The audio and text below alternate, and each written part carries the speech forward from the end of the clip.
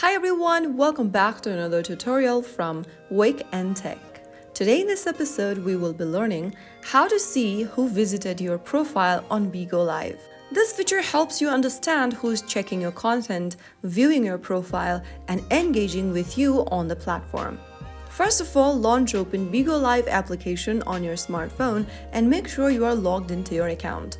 From the homepage of Bigo Live, tap on Me at the bottom right corner.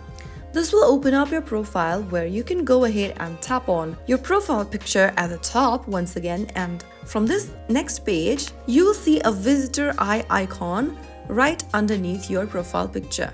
Tap on it and you'll see all of the list of the users who have recently visited your Bigo Live profile. If you don't see the visitor option, that means your region or version of the app may not support it.